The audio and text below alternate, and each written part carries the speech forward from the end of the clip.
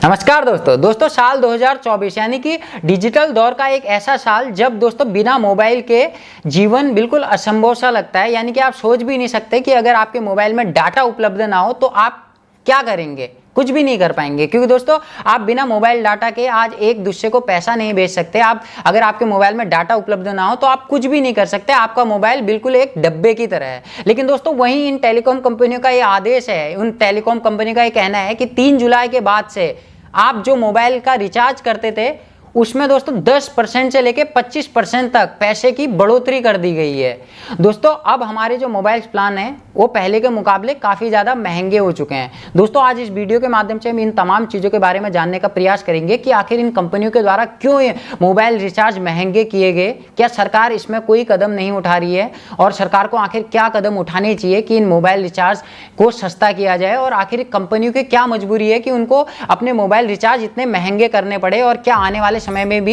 ये mobile recharge plan इतने ही महंगे रहेंगे या इसमें कुछ पैसे कम होने की उम्मीद है। दोस्तों यहां मैं किसी पर्टिकुलर प्लान के बारे में बात नहीं करूंगा, किसी पर्टिकुलर मोबाइल प्लान के बारे में बात नहीं करूंगा। इन तमाम कंपनियों के द्वारा दोस्तों अपने हर एक प्लान में 10% से लेकर 27% तक की बढ़ोतरी की गई है। यानी कि उसमें 10% से लेकर 27% तक पैसा बढ़ाया गया है। सरकारी रिपोर्ट के मुताबिक हमारे देश में रहने वाले मध्यवर्गीय परिवार और जो पूंजीपति परिवार हैं उनके दोस्तों महीने के टोटल इनकम में से दोस्तों 2 से 3% वह अपने मोबाइल के रिचार्ज के तौर पे खर्च करते हैं। यानी कि उनकी जो अलग अलग पूरी फैमिली होती है उसमें जो मोबाइल का रिचार्ज होता है उसका पूरा कैलकुलेशन निकालें तो वो एक मध्यवर्गीय परिवार की पूरी महीने की इनकम में से 2% के लगभग खर्च होता था 3 जुलाई के पहले। लेकिन दोस्तों इन मोबाइल टेलीकॉम कंपनियों के इनके टैरिफ प्लान में पैसे की बढ़ोतरी के बाद दोस्तों यह जो खर्चा है यह बढ़कर 3% से लेकर 3.5% तक रहने का अनुमान है। तो दोस्तों एक जो मध्यवर्गीय परिवार है उसके लिए काफी एक मुश्किल पैदा करने वाली स्थिति है जो टेलीकॉम कंपनियों के द्वारा पैदा कर दी गई है। इन कंपनियों के द्वारा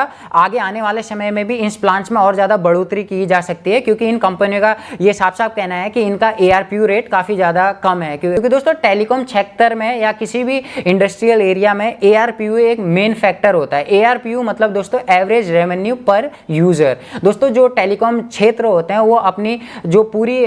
छमाही होती है या जो पूरे साल भर की कमाई होती है वो ARPU से काउंट की जाती है। यानी कि एवरेज पर यूजर आप कितना कमा रहे हैं। दोस्तों जियो की जो अभी ARPU रेट है यानी कि जो एवरेज पर यूजर उनका इनकम है दोस्तों वो 160 से 170 के बीच में है। वहीं जो एयरटेल का है वो 200 से लेके 210 तक है, और जो आइडिया वोडाफोन का है वो 180 से 190 के बीच में है। यानी कि दोस्तों इनका जो ARPU है वो काफ़ी ज़्यादा कम है, और इन कंपनियों का ये कहना है, जो इन कंपनियों के हेड्स के द्वारा बताया गया है मीडिया में, कि हमारा जो ARPU है वो काफ़ी ज़्यादा कम है और हमारी कंपनी की कोशिश है कि हम अपने ARPU को बेहतर करें। दोस्तों जियो और आइडिया वोडाफोन का ये कहना है, एयरटेल का ये कहना है कि आगे आने वाले समय में इन प्लान्स में और भी बढ़ोतरी हो सकती है, क्योंकि दोस्तों इनका टारगेट है कि इनकी कंपनी का जो एवरेज ARPU है, ARPU रेट जो एवरेज है यानी कि एवरेज पर यूजर इनका जो रेवेन्यू है वो 300 प्लस होना चाहिए। अगर 300 प्लस रहेगा तो इनकी कंपनियां मार्केट में सर्वाइव कर पाएंगी, नहीं तो इनकी मार्केट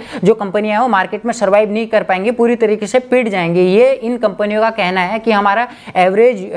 पर यूजर जो रेवेन्यू है काफ़ी कम है, तो हमारी कोशिश है कि आने वाले समय में हम एवरेज पर यूजर जो हमारे रेवेन्यू है उसको बढ़ा के 300 पर लेके जाएं, जिससे कि हमारी कंपनी अच्छी से मार्केट में खड़ी हो पाएगी, नहीं तो हमारी कंपनी बिक जाएगी। ऐसा इन कंपनियों का कहना है। लेकिन दोस्तों बिल्कुल गलत है, क्योंकि दोस्तों एक रिपोर्ट के मुताबिक अगर ये कंपनियों ने जब 3 जुलाई के बाद से जो मोबाइल प्लान में बढ़ोतरी की है, इसके बाद दोस्तों इन टेलीकॉम कंपनियों को 47,000 करोड़ रुपीस का फायदा होगा। यानी 47,000 करोड़, लमसम 50,000 करोड़ रुपए का इन कंपनियों को फायदा होना है। दोस्तों इसी तरीके से एक की देखा देखी में सभी कंपनियों अपने मोबाइल प्लान्स में पैसों की बढ़ोतरी कर दी, यानी कि अपने टैरिफ प्लान महंगे कर दिए। दोस्तों इसे हम रिलायंस जियो की मोनोपोली नहीं कह सकते। कुछ लोग कह रहे हैं कि रिलायंस जियो की मोनोपोली है, वो किसी भी तरीके से कभी सस्ता कर देती है, कभी फ्री में दे देती है, और कभी इतने पैसे ले रही है कि लोग उसे पे करने में असंभव महसूस कर रहे हैं। लेकिन दोस्तों इसे मोनोपोली नहीं कहा जाएगा, क्योंकि यहाँ एक कंपनी नहीं है, यहाँ 3 बड़ी मल्टीनेशनल कंपनियां हैं, 3 बड़े टेलीकॉम सेक्टर हैं जिन्होंने दोस्तों मिल के आपस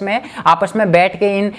सारी चीज़ों को कंडक्ट किया है, और उसके बाद ही लोगों के बीच में अपने टैरिफ प्लान को महंगा किया है। दोस्तों इसे मोनोपोली नहीं बल्कि इसे डुओपोली मोनोपोली बोला जाएगा, क्योंकि सारी कंपनियों ने एक दूसरे की तरह ही अपने मोबाइल प्लान महंगे कर दिए। दोस्तों ऐसा होता तब है जब मार्केट में कंपटीशन बिल्कुल खत्म हो। दोस्तों अगर आप किसी सब्जी मंडी में जाते हैं सब्जी खरीदने, तो आपने देखा होगा कि अगर सब्जी मंडी में 10 लोग एक ही सब्जी यानी कि टमाटर 10 लोग बेच रहे हैं, तो हर किसी दुकानदार के पास अलग अलग रेट मिलेंगे, यानी कि आपको कहीं 20 रुपए में भी मिलेंगे, कहीं 15 में भी मिलेंगे, कहीं 25 में भी, कहीं 30 में भी। तो इसमें होता क्या है, इसमें कस्टमर का फायदा होता है, क्योंकि मार्केट में एक हेल्दी कंपटीशन है, लोग अपना नुकसान नहीं करना चाहते। तो जो आदमी 25 में टमाटर दे रहा है, अगर उसे लग रहा है कि ये दूसरे की दुकान से जाके खरीद सकता है, तो वही टमाटर वो आपको 20 में भी देने को राजी हो जाएगा और कभी कभी 15 में भी देने को राजी हो जाता है, क्योंकि मार्केट में काफी ज्यादा हेल्दी एनवायरनमेंट है कंपटीशन का। तो दोस्तों इसी तरीके से पहले 2016 से पहले काफी ज्यादा हेल्दी कंपटीशन था टेलीकॉम सेक्टर में, क्योंकि बड़े बड़े प्लेयर्स थे इसमें, बड़ी बड़ी कंपनियां इसमें इन्वॉल्व थी जो टेलीकॉम क्षेत्र में फैली हुई थी, जिसमें एयरसेल था, एयरटेल था, वोडाफोन आइडिया था और कई कई दोस्तों रीजनल प्लेयर्स थे, कई कई रीजनल कंपनियां थी जो अलग अलग क्षेत्र में थी। कोई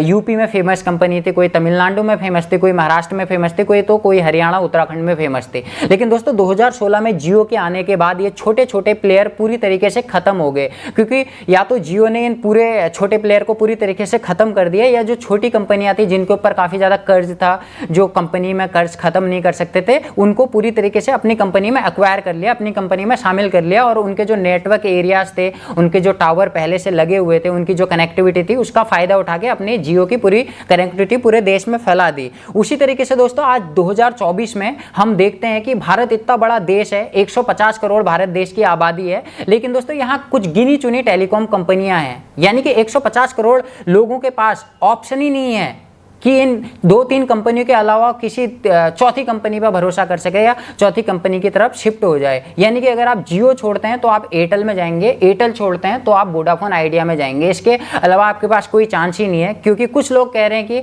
हम BSNL यूज करेंगे, BSNL को सपोर्ट करने का टाइम आ गया, लेकिन दोस्तों ये आप हकीकत है कि BSNL एक गवर्नमेंट ऑथराइजेशन है, BSNL एक गवर्नमेंट ऑर्गेनाइजेशन है, उसके पास ऐसी कोई कनेक्टिविटी नहीं है, यानी कि आज भी BSNL 4G में नहीं घुस पाया है पूरी तरीके से। और हमारे देश में आज 5G की बातें हो रही हैं, तो वहाँ जो हमारी सरकारी ऑर्गेनाइजेशन है BSNL, वो अच्छी तरीके से अभी 4G कनेक्टिविटी नहीं दे पा रही है। तो बहुत मुश्किल है लोगों का BSNL की तरफ शिफ्ट होना। लोग भले कुछ भी बोले, लेकिन लोगों को खुद पता है कि कई ऐसी जगह हैं, कई ऐसी सिचुएशंस हैं जहाँ पर हम BSNL पर भरोसा नहीं कर सकते, क्योंकि BSNL की कनेक्टिविटी अभी उस तरीके से नहीं है। तो दोस्तों यही एक मेन बहुत बड़ा रीजन है कि हमारे 150 करोड़ लोगों के पास आज कोई ऑप्शन नहीं है इन 3 कंपनी के अलावा कि वो किसी और अदर कंपनी की तरफ शिफ्ट हो सके। हाँ, हमारी गवर्नमेंट को ये जरूरत है, या हमारे गवर्नमेंट को दोस्तों ये बोल्ड स्टेप उठाने की जरूरत है कि वो हमारे गवर्नमेंट ऑर्गेनाइजेशन BSNL को रिवाइव करे, उसमें जान फूके, उसको दोबारा से खड़ा करे, उसमें पैसा इन्वेस्ट करे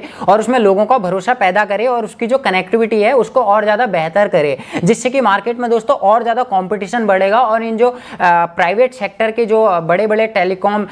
बॉस हैं, जो पूरे देश में कब्जा करके बैठे हैं, 3 से 4 कंपनियां हैं, जो रिलायंस, एयरटेल, जियो, वोडाफोन, ये जो बड़ी बड़ी कंपनियां दोस्तों, ये जो कब्जा करके बैठी है 150 करोड़ के लोगों के ऊपर, इनके ऊपर से दोस्तों कब्जा कम हो सके और इनको अपने दामों को कम करने पर मजबूर कर दे सरकार, इनके बीच में कंपटीशन पैदा करके। और इसके लिए दोस्तों उसको करना यही होगा कि जो गवर्नमेंट बॉडी है, जो गवर्नमेंट ऑर्गेनाइजेशन है BSNL,